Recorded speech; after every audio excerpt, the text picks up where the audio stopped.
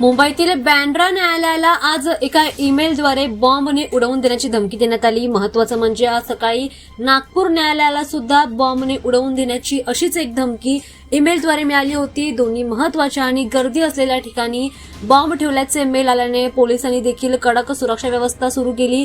पोलिसांनी तपास देखील सुरू केला। माहितीनुसार आज दिवसाच्या सकाळीच बँड्रा न्यायालयाला एका ईमेलद्वारे बॉम्बने उडवून देण्याची धमकी मिळाली आणि या धमकीचा मेल आल्यानंतर स्थानिक पोलिसांनी पथके आणि बॉम्ब शोधक आणि नाशक पथके देखील घटनास्थळी दाखल झाली। या अलर्टनंतर मुंबई पोलिसांनी तातडीने सुरक्षा तपासणी देखील सुरू केली।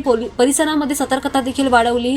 सोबतच न्यायालयीन कामकाज देखील थांबवण्यात आलं। त्यासोबतच आत असलेल्या व्यक्तींना बाहेर येण्यापासून आणि बाहेर येणाऱ्या व्यक्तींना आत जाण्यासाठी सुद्धा बंदी करण्यात आली। त्यासोबतच वकील, कर्मचारी आणि अभ्यंगतांच्या सुरक्षिततेसाठी न्यायालय परिसरामध्ये पूर्णपणे सुरक्षा व्यवस्था कडक करण्यात आली। पोलीस अधिकाऱ्यांनी या परिसराला पूर्णपणे वेढा घातला आणि सुरक्षा व्यवस्था कडक केली।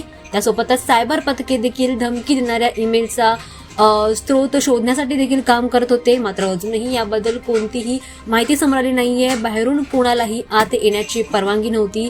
सोबतच परिसरामध्ये देखील भीतीचं वातावरण पसरलेलं। दिवसाच्या सुरुवातीलाच ही घटना घडल्यामुळे सकाळीच ही घटना घडल्यामुळे परिसरामध्ये मोठं भीतीचं वातावरण निर्माण झालेलं।